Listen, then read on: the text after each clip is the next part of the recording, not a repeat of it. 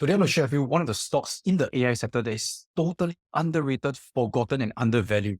I'm super excited because I think there's a huge chance that this stock can recover this year and help us make a huge profit. Now, why AI? We all can see that due to the innovation cycles, AI being the sixth wave is going to bring the whole entire world and the economy to another whole new level. Based on the forecasted figures of investable amount into AI, it will reach $1.8 trillion. I prefer this chart even more because it breaks it down to hardware, services, and software. And by 2030, there will be 1.9 trillion. Now, but if you're like me, what exactly constitutes an AI company or an AI stock? So I went on a journey to try to understand the whole sector by asking AI itself. I asked Chatgpt, the AI boom is benefiting many companies, but can you help me understand how many sectors are there and what do they do? They gave me a whole list of things that I couldn't understand. There are many jargons. I'm not a scientist. I'm not an engineer. So I told them, could you help me understand it in a fun and humorous way so that everyone can relate and I can explain this to a child? They told me this. We're going to make a huge magical cake called AI Land. And they said that every ingredient plays a vital role in creating the most delicious and smart cake ever. This got me even more confused. So I tried a number of variations, like after reading through all the different explanations, and finally, I realized that I got some of it. So today, I'm going to share with you my understanding of what AI means and which sector we can in. I'm going to attempt to explain this by playing this video where Will Smith is dating with Sophia, the first humanoid. She's an AI robot that has gotten a citizenship.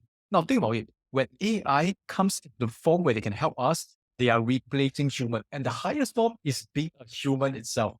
Well, other forms that we can see is like driverless car, or maybe Google Homes, or maybe iRobot, a vacuum cleaner that can help clean our house. So let's watch this video.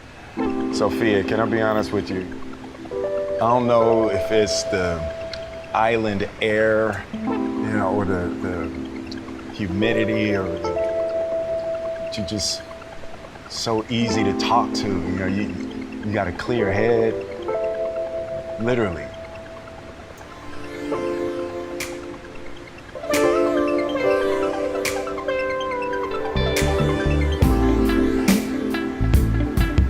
I think we can be friends. Let's hang out and get to know each other for a little while. You're on my friends list now. Yeah, I read that wrong. All right. We can see that Sophia is acting like a human because of the artificial intelligence that was implanted in her. So these are the 5 sectors, and using Sophia as an example, the first sector is what we call the brain or the hardware. If you use a hammer and smash your head, you will see some portions of the brain come out from your head. I highly don't recommend this, but that particular substance itself is the brain, or we known as the processor. So we look at NVIDIA or semiconductors. These are the hardware, the brain, the physical form of it, where there's a lot of neurons connected to each other, a lot of wires processing information. The better design it is, the faster information can flow and the more information you can take. That is the hardware. Sector number 2 is the software. The software is the thinking inside the brain. That's where if you learn the English language, you can say that the English software is downloaded and installed into your brain. So we do need to have the thinking logic. Otherwise, the brain by itself, the physical form, doesn't really do much. So an example of software is like Chatgpt. It's a very powerful software that many companies are using right now to help them have the thinking and logic to create certain things like generative art or creating a writing. Within sector 2 software, there's this particular sector that is huge in AI, which is data and analysis. Now, this is a specialized way of thinking. For example, each of us, we learn about English, we learn about rules of life, we learn about how to interact with humans. But if you want to be a doctor, you're going to have specialized information. You will learn the doctor software, and that's where you can actually see patients, look at their data, and based on the external stimuli, make decisions on how to prescribe the medicine. Now, in the case of Sophia and Will Smith, you can see that she has the brain, the hardware, she has the software, she can interact like a human. Now, data and analysis, she has the dating decision-making software. So when Will Smith, the external stimuli, try to kiss her, she's getting an information that this person is trying to get close to her, and she starts to make the decision of how she should react. And the answer is, let's just be friends for now. So one example of data analysis, which is huge, is Palantir. It's a data and analysis software and it aids in specialized decision making, making high quality decisions for companies like government sectors, financial sectors, and even medical sectors. Sector number 4, you can see the winking of Sophia's eyes. That's where we see robotics and automation. These are the masters of the AI, where humans can see them in a physical form. So one famous company that's under robotics and automation is Intuitive Surgical. That's where a lot of advanced medical institutions, they use AI to do precision surgical, where humans may make mistakes, but robots are less likely to. And finally, sector 5, it is the immune system of the whole entire body, or the cybersecurity. This is very important because if, let's say, someone hacks into your particular brain and affects the software, they can take over the whole entire logic, and that's where iRobot happens. So a famous company in this particular sector is Crowdstrike. Because there's so many sectors, in my subsequent videos, I'll dive deeper into each of them. For today's video, I want to focus on sector 1, which is the hardware. Friends, do comment below if you'd like to study more into this AI sector, so that I know if I should produce more of these videos where we can dive into the AI sector and find undervalued AI stocks. Also, do pardon me in advance because I'm not an AI expert, not an engineer. So if I use any terms wrongly, feel free to correct me in the comments. This is what a brain looks like, and this is what a processor looks like. Looks pretty similar, isn't it? With a lot of wires and neurons connected to each other. So what are some of the famous companies in there, and which one should we invest in? Let me share with you my opinion, but before I begin, this is a disclaimer. It's for educational purposes. It's by no means a recommendation to buy or sell any stocks. Stock number 1, Nvidia. Nvidia is a design company. They don't manufacture the brain or the processor, but they design to make it more efficient, make the cooling system higher, so that information can be processed faster and in huge amount. They have been doing extremely well in this sector, and their shareholders have been rewarded. One of their closest competitor, AMD. You can see that I boxed it in green because they are not only a designer, they also manufacture their own chips, similar to Intel, which also design and manufacture their own chips. Another chip designer that I think has been forgotten for a while is Qualcomm. The reason is because Qualcomm is in the mobile sector. If you are using a smartphone, your tablet, Qualcomm's microprocessor is inside them. In this particular sector, we can never forget Taiwan Semiconductor. They are pure manufacturer, so they do the design of Nvidia, Qualcomm, AMD, Intel, and they help them produce the microchips. Now, there's one particular area in the hardware sector which I think is not really being considered by many investors is testing.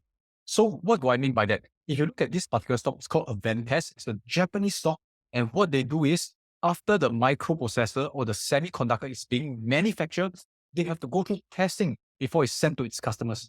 And Advantest, you can see for the past year, it's been benefiting from the AI boom because as more microprocessor is being demanded, more testing is needed. However, one thing to know is in the whole entire world, there are only 2 companies that can do testing in such a precise manner for advanced microprocessors. The first one is Advantest, and the second one is the stock that I want to highlight for today, and it's Teradyne. Now, Teradyne, you can see from the particular chart, it is in rates. Meaning to say for the past 1 year, it has not benefited from the AI boom yet. Why is that so? Today, let's deep dive into it. What is Teradyne and what does it do? When I did Google image search to understand the company, this is what I saw. Looks to me like a massage or steam room, but that's not what it does. It does testing. And if you go to the website, you can see the applications, defense, aerospace, memory testing, robotics. The one thing I want to focus on is semiconductor testing, because that's where the demand is, that's where the market is booming, and that's where they make most of their money as shown in annual reports. A consolidated revenue is 3 billion, and out of that, 2 billion came from semiconductor testing. Their biggest customers is Qualcomm, Taiwan Semiconductor, and Apple. Here, Teradyne, Advantest is the only 2 companies worldwide that can produce tester for the most cutting-edge semiconductors. In fact, Teradyne and Advantest dominate the test equipment market with a combined market share of around 95%. So why isn't Teradyne performing yet? That's because Teradyne focus mainly on the mobile phone sectors. So their main market of testing is for semiconductors that serve the smartphone or mobile devices. And in 2023, there was a decline in demand for smartphones and mobile devices. That's because many consumers do not see much differences in the latest advancement of smartphones. Example, the latest Samsung, latest iPhone. And because economy isn't that strong, consumers are pulling back their spending and not spending that much into the latest phone that doesn't have much difference. However, in 2024, there is a forecast that the demand will be back because for most of the smartphones right now, they are designing AI into it. As you can see from the Samsung S24 Ultra. Type in the comments what you think. Looking at their past finances, I love their revenue. It's been increasing throughout the year, except for 2023, as mentioned, there was a decline in smartphone demand and their net income also did. But even then, you can see that their cash is still strong. Their net profit margin is 16.8. It is a dip, but it's still pretty strong. And their gross profit margin is 57.4. One thing that I really like is the book value per share is increasing over the years from $9 all the way to 13, 15, and 16. This shows that they have been building up shareholders' value. This is the share price for the past 5 years. You can see there's a huge bull run during COVID, and then after that, it dipped and went sideways. Now, as the investors who know how to write options, sideways stocks are pretty good. But recently in January, the shares fell by 7% after forecasting a drop in revenue. You can see right here, there's a gap here where the price dropped by 7%. And this gives us an opportunity. Why? Because based on price to book ratio, the 5 years average is 6.98 and right now it's 6.06. What it means is this, the average PB ratio is about 7, but now it's 6. We can see just now their book value per share has been increasing. So if it increases again next year, based on the similar price to book ratio, the share price is likely to increase. But right now it's already undervalued. So if they go back to the normal or the average price to book ratio and the book value increases, this means that the share price may shoot down. When we look at their latest quarterly report, they have forecasted that in 2024, it will be roughly flat with a stronger second half. Now, many of the investors look at the roughly flat and they felt disappointed. That's why the share price dropped. This, in my opinion, gives me an opportunity to buy it under value. And when the second half, if as they predicted, is a stronger second half, the share price may shoot up. And based on the prediction that the smartphone market is going to recover, I think there is a high chance. Looking at RoboFocus, which is one of the websites that I use frequently, this is something that's pretty shocking to me. It has 10 out of 10 in terms of financial strength, 9 out of 10 in terms of profitability, 8 out of 10 in terms of growth, 9 out of 10 in terms of value, and 8 out of 10 in terms of momentum. This is very rare because most of the time, stocks with high financial strength, profitability, growth usually has a very low valuation score. You say it's overvalued. But Teradyne, interestingly, has not much news coverage. If you go and search on Google, you can rarely find any news coverage on Teradyne. So I think it has been forgotten. So forgotten stocks means that they're undervalued, means that it's a good opportunity. That being said, forgotten stocks can be forgotten for years. So sometimes it can be called a value check, where you buy the stock and it goes sideways for many, many years. But again, as an options writer, you can actually write a put or a call based on the stock that's going sideways. And based on the finances and the demand, I do not think the stock will crash or the company's revenue will go down. Do comment what you think. Now, before I end to this segment, I would like to touch on some ETFs because investing into individual stocks may be pretty risky. We do not know when another brilliant company may come with a better technology and wipe out the whole entire existing old companies.